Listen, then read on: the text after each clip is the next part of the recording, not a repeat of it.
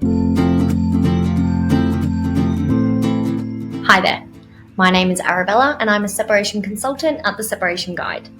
You've answered our short Q&A, which is designed to help us understand what stage of the separation you're at so that we can better support you and tailor our recommendations to your needs. Most people who go through separation haven't done this before, and of course don't know how separation works.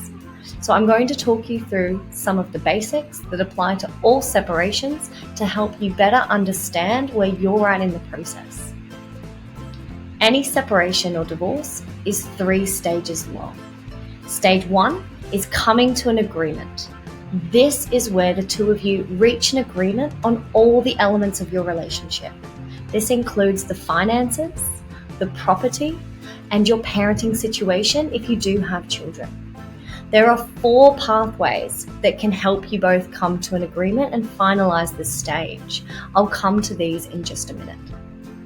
Once you've come to an agreement, you're ready for stage 2, and this is where you have your agreements converted into legally binding instruments. There are 2 types. There is a binding financial agreement or a consent order.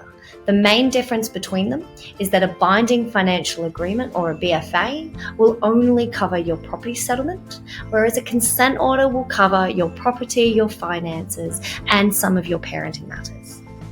This stage is always done through solicitors. Stage 3 is the final stage, which dissolves your marriage. It is a separate application to the family courts, which can't be lodged until 12 months and 1 day after your date of separation. This isn't required for de facto partnerships. So how do you come to an agreement? There are 4 pathways that can help the two of you come to an agreement.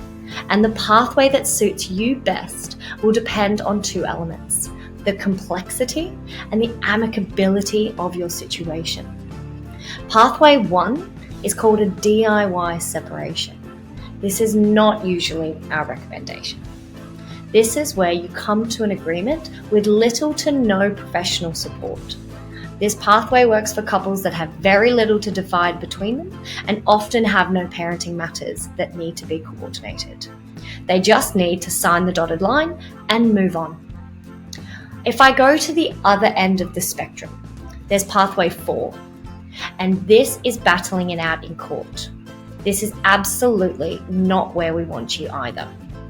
So then you have these 2 middle options, pathways 2 and 3.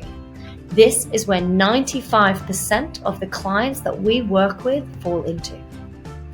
Now, if things turn nasty, then I would recommend pathway 3, and I would connect you to a trusted solicitor from inside our network.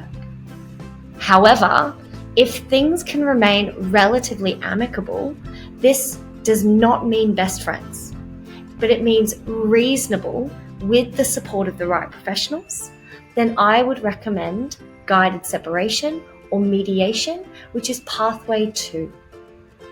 So hopefully from this information that I've given you on this video, you understand a little bit about the stages that you're going to move through and are starting to have a feel about which pathway resonates with you the most. Please reach out to us if you need us, or if you have any additional questions from what I've discussed with you today.